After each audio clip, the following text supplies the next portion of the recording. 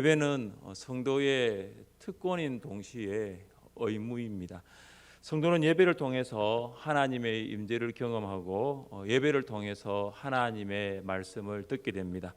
또한 성도는 예배를 통해서 마음의 평안과 기쁨을 얻고 삶의 목적과 또 목표를 발견할 수 있습니다. 학습을 받게 될 때 서약을 하게 되는데 학습 서약 중에 하나가 이렇습니다.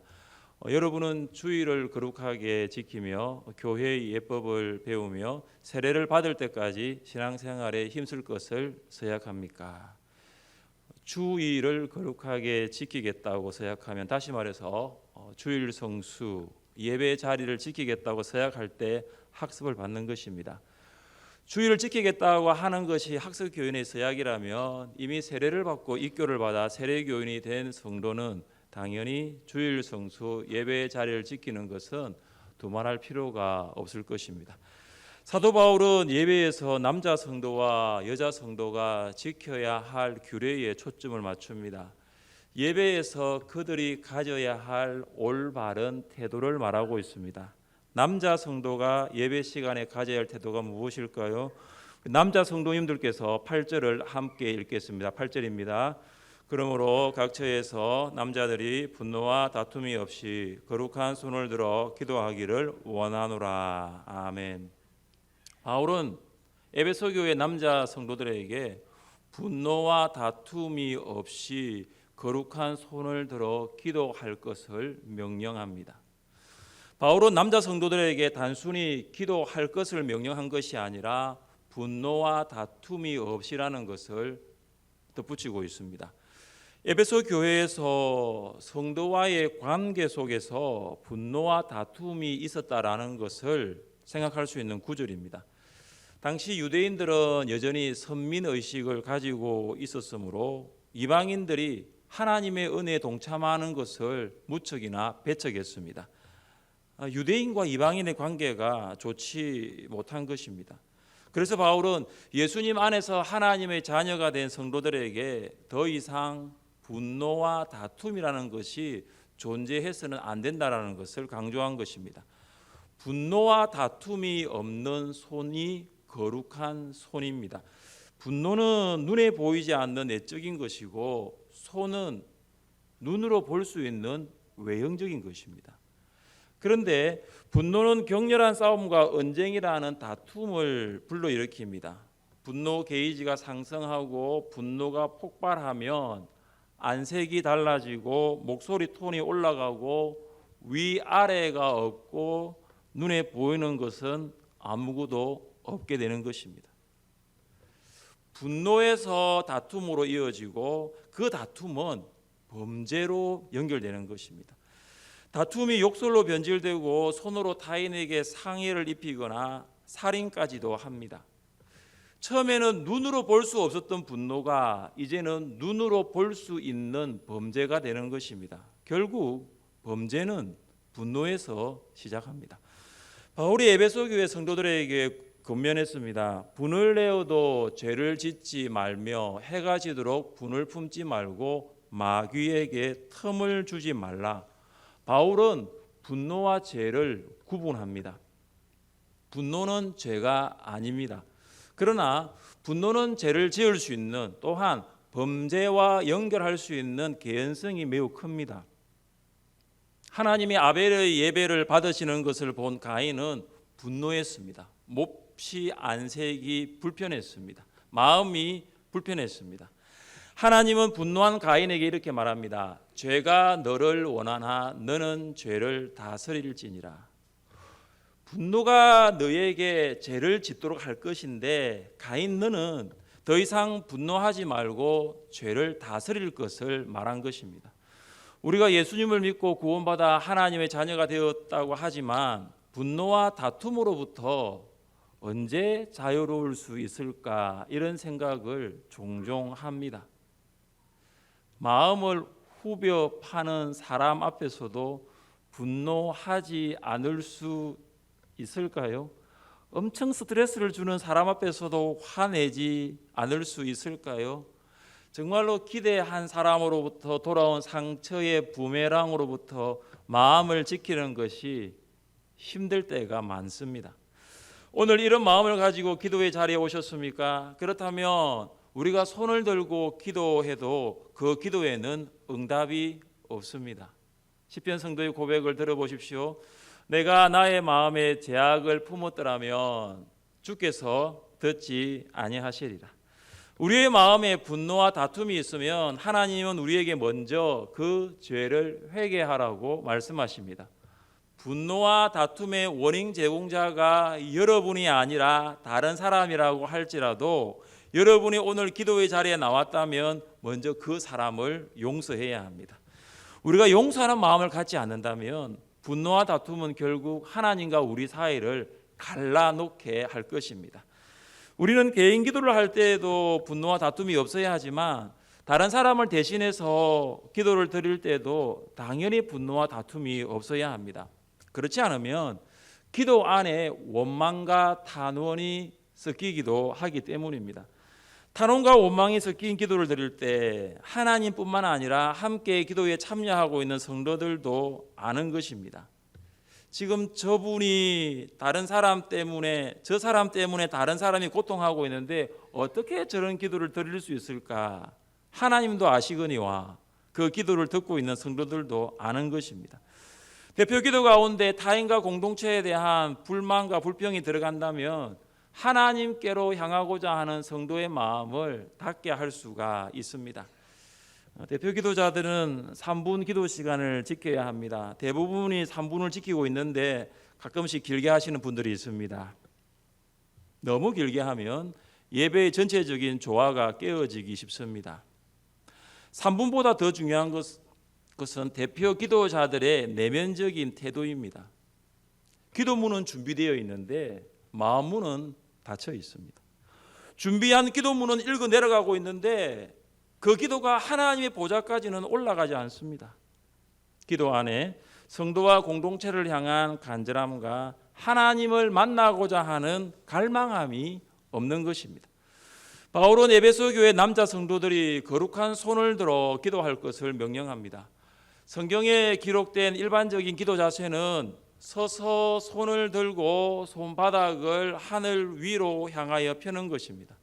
모세는 애굽에서 하나님을 향하여 손을 펴고 기도하였을 때 우레소리와 우박이 그쳤습니다. 다윗이 유다 광야에 있을 때 그는 이렇게 기도했습니다. 나의 평생에 주를 송축하며 주의 이름으로 말미암아 나의 손을 들리이다. 언약궤가 성전으로 옮겨진 후 솔로몬은 제단 앞에서 이스라엘의 회중과 마주서서 하늘을 향하여 손을 펴고 이렇게 기도했습니다. 이스라엘의 하나님 여호와여, 위로 하늘과 아래로 땅에 주와 같은 신이 없나이다. 주께서는 온 마음으로 주의 앞에서 행하는 종들에게 언약을 지키시고 은혜를 베푸시나이다. 바울이 의도하는 기도의 자세가 꼭 손을 들고 기도하는 자세를 말하는 것은 아닐 것입니다. 왜 손을 들고 기도해야 하는 이유가 중요한 것입니다. 여러분, 우리가 왜 손을 들고 기도합니까? 손을 들고 기도하는 것은 겸손입니다. 손을 들고 기도하는 것은 하나님께 대한 항복입니다. 하나님의 은혜와 도움을 구하는 것입니다. 하나님의 지혜와 능력을 간구하는 것입니다. 우리의 힘으로는 살아갈 수 없다는 자기 선언이 바로 손을 들고 기도하는 것입니다. 우리가 찬양할 때는 이렇게 찬양하잖아요. 하나님을 찬양합니다. 그러나 손을 들고 기도하는 것은 손바닥을 하늘을 향해 올리는 것이죠. 바울은 누구에게 거룩한 손을 들고 기도하라고 말하고 있습니까? 남자 성도들입니다.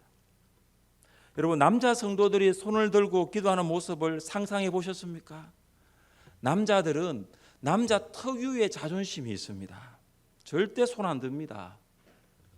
들으라고 하면 한두 분은 들을 수 있어도 손 들고 기도하지 않습니다.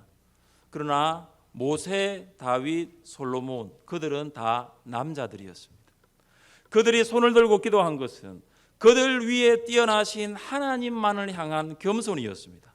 하나님의 은혜와 도움, 지혜와 능력을 구한 것입니다. 하나님이 모세에게 힘을 주지 아니하시면 출애굽을 할 수가 없습니다.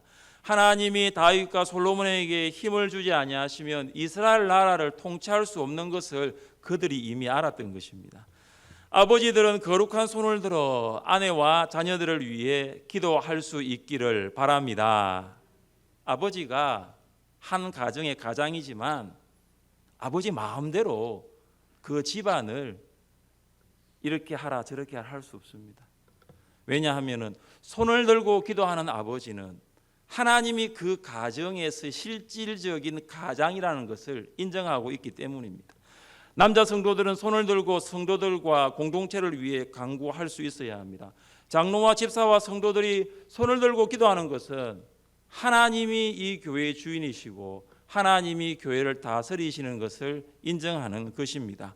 우리 모두가 하나님의 다스리심을 받겠다는 고백으로 손을 들고 기도할 수 있기를 주님의 이름으로 축복합니다. 사랑하는 성도 여러분, 분노와 다툼이 없이 거룩한 손을 들어 기도하십시오. 여러분의 기도가 거룩한 향연이 되어 하나님의 보좌까지 올라갈 것입니다. 하나님은 거룩한 손을 들고 드리는 기도를 통하여 거룩한 성도와 공동체로 만들어 가시기를 원하십니다. 여자 성도는 예배 시간에 어떤 태도를 가져야 할까요? 우리 여자 성도님들 9절과 10절을 함께 읽겠습니다. 시작.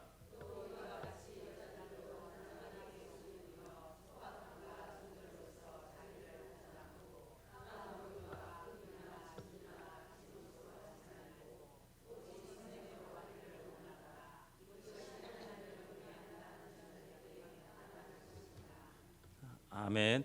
바울은 에베소 교회 남자 성도들에게는 거룩한 손으로 기도하라고 강조한 것처럼 여자 성도들에게는 단정과 선행이라는 마음 안에 있는 거룩한 태도로 하나님을 예배할 것을 강조합니다. 바울은 여자 성도들에게 외적인 치장보다 더 중요한 것은 내면의 태도라고 말합니다. 바울은 여자 성도들이 입어야 할 옷의 종류가 아니라 옷의 단정함을 열거합니다. 단정하다, 코스메오라는 이 헬라어 단어는 영어 화장품, 코스메릭 여기에서 파생되었습니다. 단정하다가 가장 먼저 의미하는 것은 정돈하다입니다. 여러분, 화장품을 사용하십니까? 화장품은 결국은 아름다움을 만드는 것이지만 첫 번째 화장품의 용도는 얼굴에 잡티가 있는지 얼굴에 건조하여 보습이 필요한지를 확인하는 것입니다. 일단 얼굴을 정돈하지 않으면 결코 화장이 묻지가 않아요. 이처럼 성도는 얼굴에 화장을 하여 얼굴을 정돈하듯이 단정한 옷, 정돈된 옷을 입고 예배에 참석해야 합니다. 여러분, 단정한 옷은 고가의 옷이나 사치스러운 옷이 아닙니다. 가끔씩 성도들이 예배를 드릴 때에 입은 옷이 예배와 과연 어울리는 복장인가를 생각할 때가 종종 있습니다. 하절기 복장을 보면 단정한 옷, 정돈된 옷이 아니라 난해한 옷들이 보입니다. 이해하기가 어려운 복장들입니다. 그 옷은 예배와 어울리는 복장이 아니라 물놀이와 어울리는 복장이라고 할 만큼 적절하지 않은 옷입니다. 예배 복장과 관련 짓는다면 단순히 옷의 문제를 넘어 신발로 나아갈 수 있습니다. 그 신발을 보면 그분은 예배당에 있어야 할 것이 아니라 일산지 모래사장으로 가는 것이 더 어울리는 것 같습니다. 어떻게 여러분 만왕의 왕이신 하나님 앞에 오실 때에 슬리퍼를 신고 올 수 있습니까? 여러분 청와대에 슬리퍼를 신고 가보셨습니까? 울산시장을 만나러 슬리퍼를 신고 집무실에 가보셨습니까? 이런 질문을 드리고 싶습니다. 하나님께 예배를 드리러 온 예배자입니까? 교회로 피서로 온 여행객입니까? 주일 예배의 자리에 나오기 전 여러분의 모습을 거울 앞에 비추어 보십시오. 바울은 여자 성도들에게 외적인 화려함보다는 내면의 아름다움에 더 많은 관심을 가질 것을 당부합니다. 소박함과 정절은 현숙함과 마음의 확고함이라고 볼 수 있습니다. 에베소 교회 여자 성도들이 예배를 드리러 올 때 머리를 닦고 금, 진주와 같은 보석으로 치장하고 값진 옷을 입고 예배를 드리러 왔습니다. 이것은 하나님 앞에 예배 드리러 온 것이 아니라 사람에게 관심을 끌기 위한 행동이었습니다. 당시 닦는 머리는 내가 재산이 많다라는 것을 보여주는 것이었다라고 합니다. 따은 머리와 금이나 진주나 값진 옷과 같은 외적인 화려함으로 치장하는 것이 아니라 현숙함과 마음의 확고함을 내면에 채우라고 바울은 권면하고 있습니다. 외적인 모습보다 더 중요한 것은 내적인 인격입니다. 다른 사람들에게 자신을 과시하기 위한 옷 치장이 중요한 것이 아니라 자신의 영적인 상태를 먼저 살피는 것입니다. 하나님이 가인의 제사보다 아벨의 제사를 받으신 이유는 제물의 종류가 아니라 아벨의 마음이었습니다. 아벨은 하나님께 자신을 드렸기 때문입니다. 하나님이 찾으시는 예배자는 금과 진주, 값진 옷을 입은 사람이 아니라 진리와 성령으로 예배하는 사람인 줄 믿으시기를 바랍니다. 우리가 그래서 늘 기억해야 할 것은 하나님은 무엇을 보시는가입니다. 우리가 순간순간 살아가는 날 동안 잊지 않고 기억해야 할 것은 하나님의 기준입니다. 하나님께서 말씀하십니다. 내가 보는 것은 사람과 같지 아니하니 사람은 외모를 보거니와 나 여호와는 중심을 보느니라. 사람의 기준은 외모입니다. 사람은 외모를 봅니다. 그러나 하나님이 보시는 기준은 내면이고 중심이고 마음입니다. 내면의 아름다움인 현숙함과 마음의 확고함은 선행이라는 열매로 나타납니다. 선행은 신앙의 내면적 아름다움이 외적으로 나타나는 열매입니다.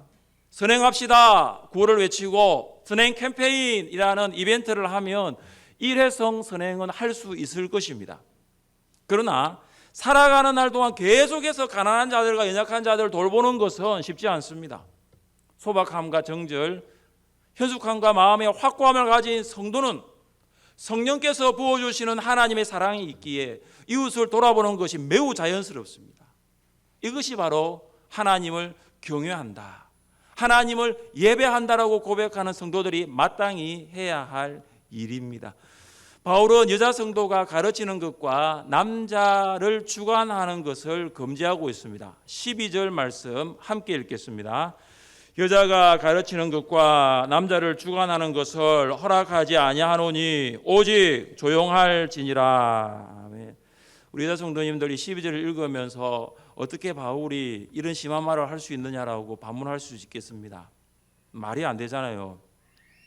여자가 가르치는 것과 남자를 주관하는 것을 허락하지 아니하노니 오직 어떻게 하라고요? 조용하라고 하라고 있습니다. 이것은 당시 초대교회 상황과 연결시켜 살펴보아야 합니다. 디모데후서에서는 거짓 교사들의 가르침에 빠져 신앙 공동체의 예배 질서를 무너뜨리는 사람들이 있음을 밝히고 있습니다. 그들 중에 남의 집에 가만히 들어가 어리석은 여자를 유인하는 자들이 있으니 그 여자는 죄를 중히 지고 여러 가지 욕심에 끌린 바 항상 배우나 끝내 진리의 지식에 이를 수 없느니라.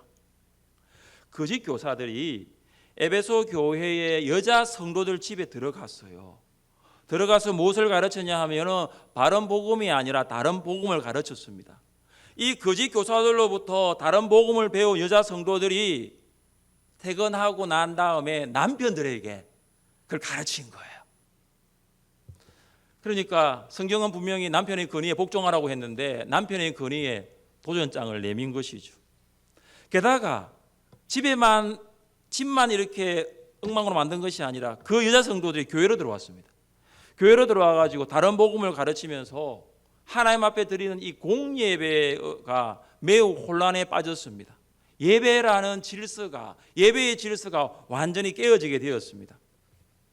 예배의 질서가 깨어지는 것을 묵과할 수 없었던 바울이 여자 성도들에게 대하여 교회에서 가르치는 것을 엄히 금지하고 있습니다. 바울이 모든 여자 성도들의 가르침을 금지한 것은 아닙니다.